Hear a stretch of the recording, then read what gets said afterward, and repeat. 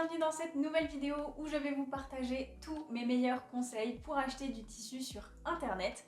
Alors je sais, on a tous connu ce problème de décalage entre la photo, le produit qu'on pense recevoir et ce qu'on reçoit en réalité à la maison. Alors je vous avais posé la question sur Instagram pour connaître quels étaient vos déconvenus les plus courants avec la commande de tissu en ligne, et autant vous dire que vous avez été très nombreux et nombreuses à me répondre. Donc les problématiques qui sont revenues le plus souvent, c'est bien évidemment la couleur qui ne correspond pas à la photo du site, des problèmes d'épaisseur avec un tissu qui est soit trop épais, soit transparent, ou encore une mauvaise surprise au niveau du toucher ou de la qualité du tissu. Donc aujourd'hui je vais faire du mieux que je peux pour répondre à ces problématiques et vous permettre d'acheter du tissu en ligne sereinement.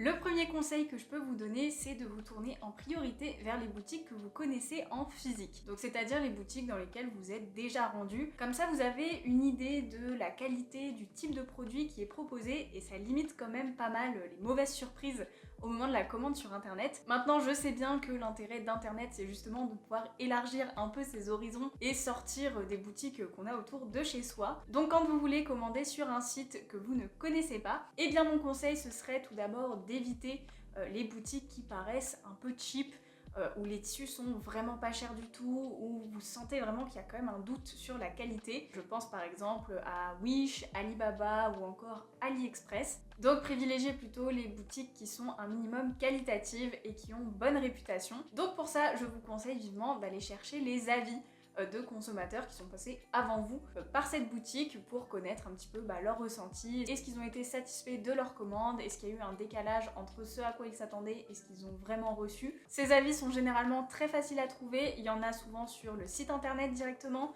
peut-être sur la page Google de la boutique ou encore sur Instagram. Mon deuxième conseil avant de vous lancer dans les achats sur internet, c'est de d'abord vous rendre dans la boutique de tissu la plus proche de chez vous. Peu importe si vous aimez leur tissu ou non, vous n'y allez pas pour acheter, mais tout simplement pour vous familiariser avec les différents types de matières et leurs noms. Parce que c'est super important lorsque vous vous retrouvez face au site et que vous voyez écrit popeline, que vous ayez quand même une vague idée de ce à quoi ressemble la popeline. Donc vous vous rendez dans ce magasin et vous allez toucher les différents tissus en regardant à chaque fois leur nom sur l'étiquette, pourquoi pas leur composition. Et ça va vous permettre d'apprendre les noms des tissus, mais aussi leur tombée, leur toucher, etc.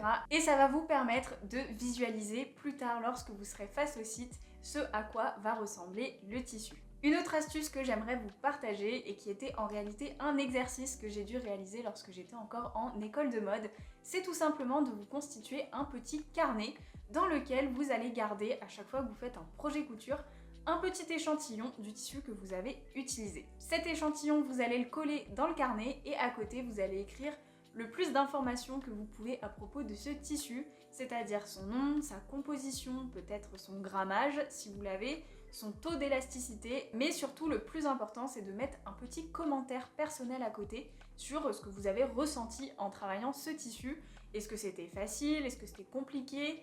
Est-ce que vous avez apprécié? Est-ce que le résultat vous a pas plu et vraiment vous avez passé un mauvais moment à coup de ce tissu? Comme ça, lorsque vous serez sur internet et que vous aurez un doute face à une appellation de tissu ou une composition, et bien vous avez ce petit carnet auquel vous pouvez vous référer. Comme ça, ça vous permet de garder une trace de vos expériences et vous pouvez aller relire vos commentaires et vous dire « Ah oui, tiens, ça, le taffetas, j'avais vraiment détesté travailler cette matière, donc là, même si sur le site, il me paraît attrayant, c'est peut-être pas une bonne idée que je me relance là-dedans. » Et si je vous dis ça, c'est tout simplement une expérience personnelle parce que je déteste le taffetas. J'en ai fait une fois et vraiment, j'ai pas aimé travailler cette matière, j'ai pas aimé le rendu. Donc aujourd'hui, quand je vais en magasin, je suis pas du tout attirée par cette matière parce que je la vois et je me souviens que j'ai pas aimé. Mais sur internet, c'est vrai que quand la photo est bien prise, on peut se laisser tenter. Mais je sais qu'il ne faut pas que j'achète du taffetas parce que je vais forcément être déçue. Donc ce petit carnet, ça peut vraiment vous aider à éviter de reproduire certaines erreurs. Donc je pense que c'est vraiment une bonne idée, surtout si vous débutez. Si vous souhaitez en apprendre plus sur les tissus mais que vous n'avez pas forcément l'occasion de vous rendre en magasin comme je vous l'ai conseillé tout à l'heure, j'ai fait une vidéo qui va vous aider puisque je vous explique dedans comment bien associer matière et patron. Donc je vous la remets en haut à droite de l'écran dans le petit i. Et cette vidéo peut s'accompagner d'un e-book que j'ai créé, donc c'est le petit guide des associations tissu patron Et ce guide recense plus de 70 types de vêtements différents, avec à chaque fois plusieurs exemples de matières qui fonctionnent bien avec ce type de vêtements. Et ce qui est super, c'est que ces matières sont classées par ordre de difficulté, donc vous avez des options pour les niveaux débutants, intermédiaires ou confirmés, ce qui fait que vous pouvez adapter votre choix de tissu selon votre niveau de couture. Et vous allez pouvoir évoluer avec ce petit guide dans le temps. En plus, c'est super pratique, comme c'est un format PDF, eh bien il vous suffit de le télécharger sur votre téléphone, comme ça vous l'avez tout le temps sur vous. Ce petit guide est disponible sur mon site internet modulab.studio au prix de seulement 2 €, donc c'est vraiment très accessible. Je vous mets le lien dans la barre de description. J'ai vraiment essayé de créer pour vous un bel objet, donc chaque type de vêtement est illustré pour que ce soit le plus clair et le plus agréable possible. Vous avez déjà été nombreux et nombreuses à vous le procurer et je vous en remercie parce que ce sont vos commandes qui soutiennent la chaîne et qui me permettent de continuer à vous proposer du contenu gratuit chaque semaine. Troisième conseil pour acheter du tissu sur internet, une fois que vous vous êtes un peu familiarisé avec les différentes appellations de tissu, c'est de regarder la composition. Alors je vais essayer de vous faire un petit récapitulatif rapide sur les différents types de fibres qui existent et leurs propriétés pour que vous ayez une idée un peu plus claire et bien des caractéristiques du tissu que vous allez recevoir. La composition du tissu est une information qu'on retrouve systématiquement sur internet et elle est vraiment précieuse parce qu'elle peut déjà vous donner beaucoup d'indications sur les caractéristiques ou les propriétés de la matière que vous allez recevoir.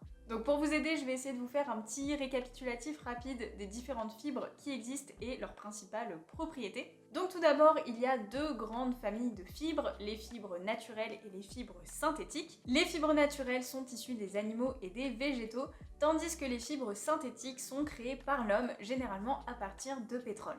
Les fibres naturelles ont généralement un toucher plus agréable, elles sont thermorégulatrices, c'est-à-dire qu'elles vont être plus respirantes et aussi avoir l'avantage de ne pas retenir les odeurs. Par contre, elles sont plus difficiles d'entretien et plus coûteuses. Les fibres synthétiques, quant à elles, sèchent très vite, n'ont pas besoin d'être repassées et peuvent conserver leur couleur très longtemps dans le temps, ça les rend donc très faciles d'entretien et en plus de ça, elles sont généralement peu chères.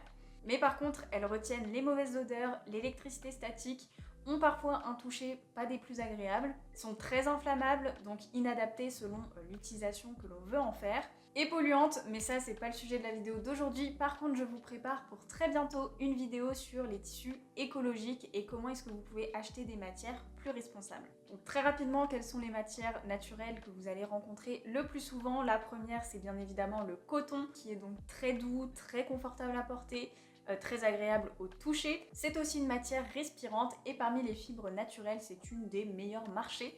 Par contre, elle va mettre très longtemps à sécher. Ensuite, on a le lin qui est plus rêche que le coton, mais encore plus frais et respirant. Mais son plus gros inconvénient, en dehors de son prix qui est quand même assez élevé, c'est qu'il va beaucoup se froisser. Mais on dit que c'est ça qui fait le chic du lin, donc ça, je vous laisse vous faire votre avis.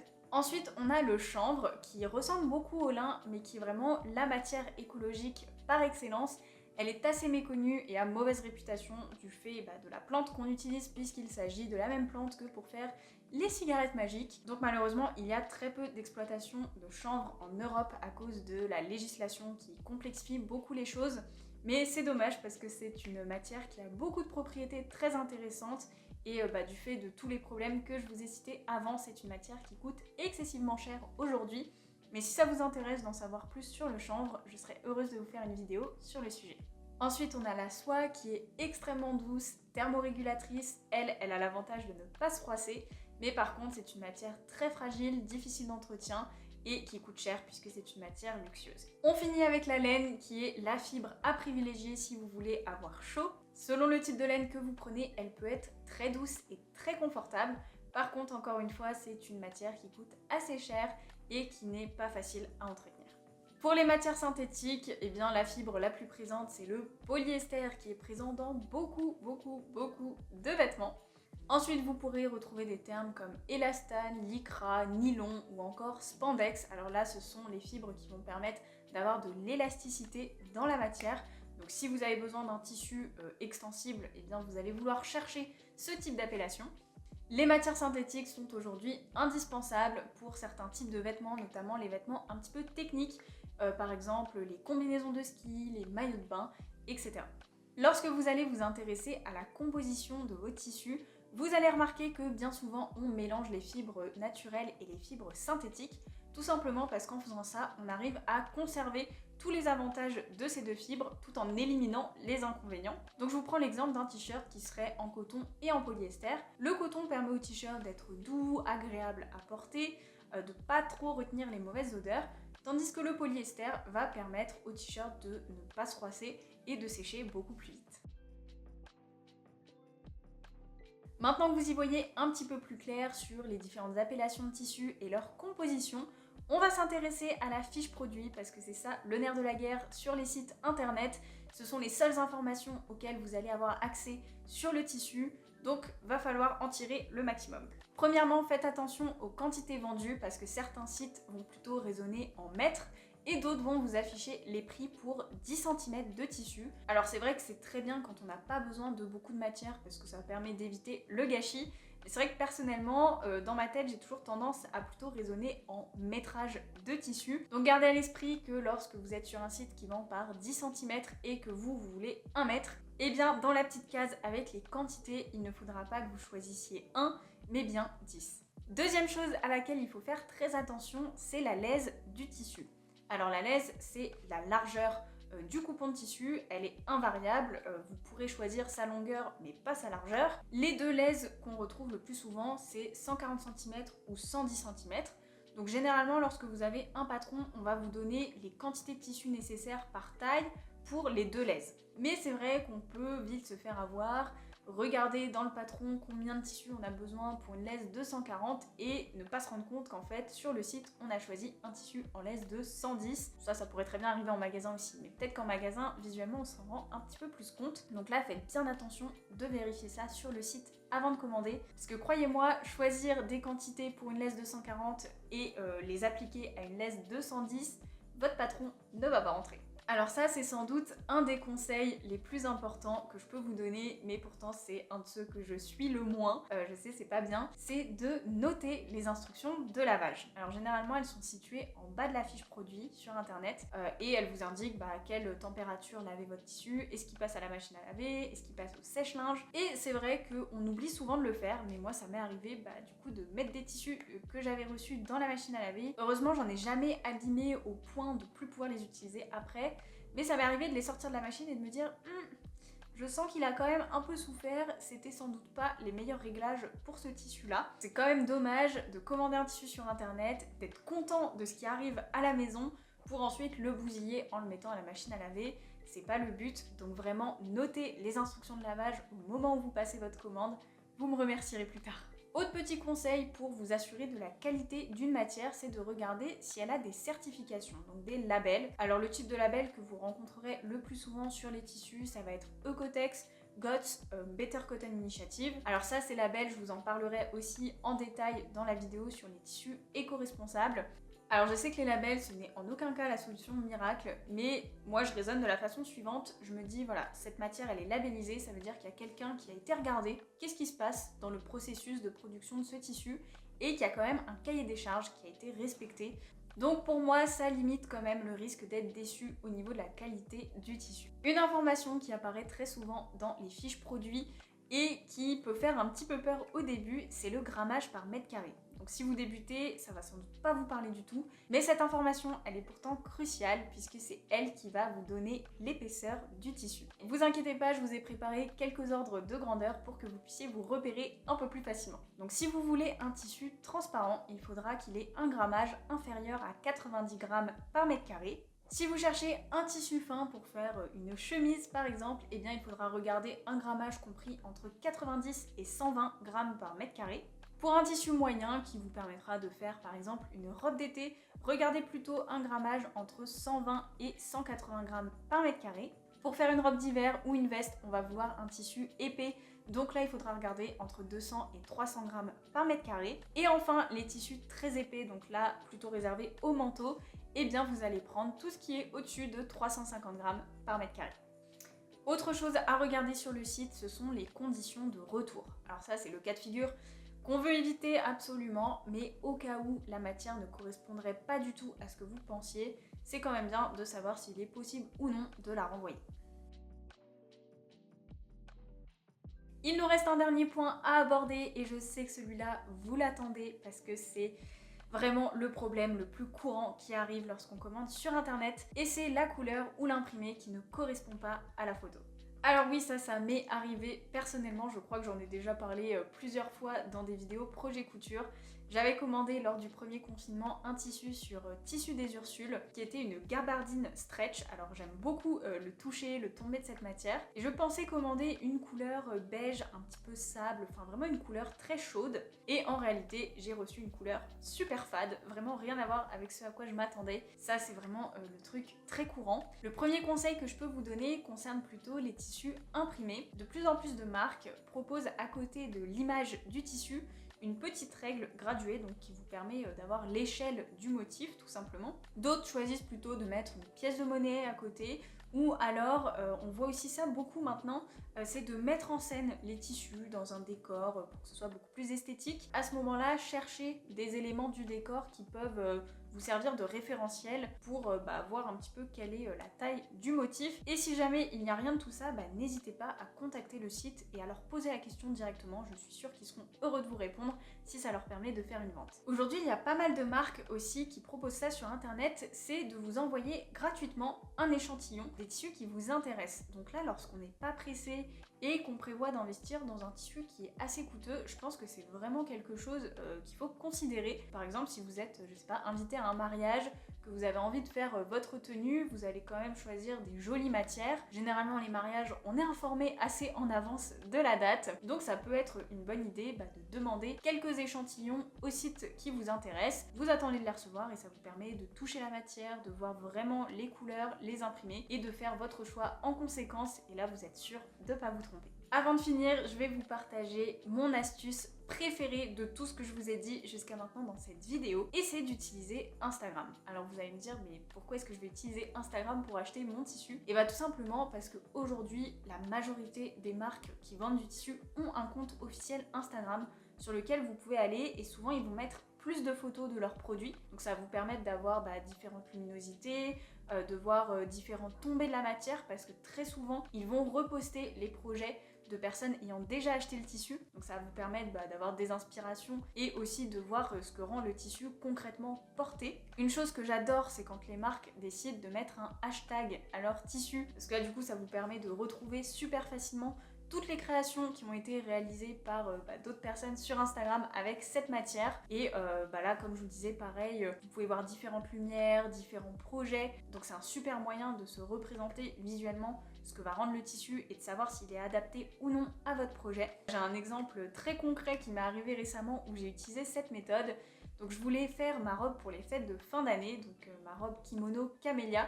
D'ailleurs j'ai fait un vlog sur le sujet si ça vous intéresse, comme d'habitude c'est dans le petit en haut à droite de l'écran. Et donc cette robe, je savais que je voulais la faire en velours, et à la base je m'étais dit plutôt un velours lisse ou un velours millerais, parce que ça je savais que c'était des valeurs sûres, voilà, des tissus d'hiver mais quand même assez fins. Et puis j'ai eu un gros coup de cœur sur un velours côtelé, mais j'avais deux doutes concernant ce tissu. Ma première hésitation était par rapport à l'épaisseur, parce qu'il était à 300 grammes par mètre carré, donc on est quand même dans la fourchette haute de ce que je vous ai indiqué tout à l'heure pour une robe d'hiver.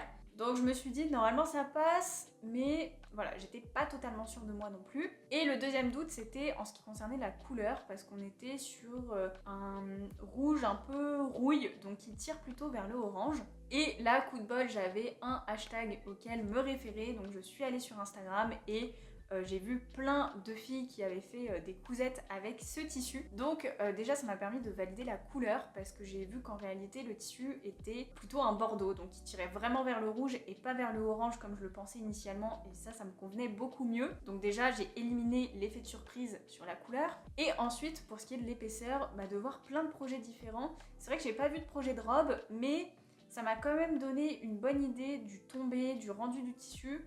Et ça m'a rassurée sur l'épaisseur. Donc finalement, je l'ai commandé, je l'ai reçu, il était exactement comme l'idée que je m'en étais faite grâce à Instagram. Et j'ai pu réaliser mon projet sereinement. Enfin, tout s'est super bien passé, je suis ravie du rendu.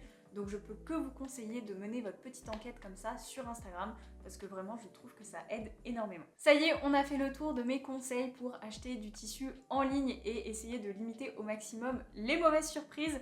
J'espère que cette vidéo vous aura aidé à y voir un peu plus clair. Si jamais il vous reste des questions, eh bien posez-les en commentaire et je me ferai un plaisir d'y répondre. Si vous me découvrez et que vous avez apprécié mes conseils, eh bien pensez à vous abonner, ça vous permettra d'être notifié de la sortie des prochaines vidéos. Merci d'avoir regardé, c'est tout pour aujourd'hui, on se retrouve samedi prochain pour une nouvelle vidéo.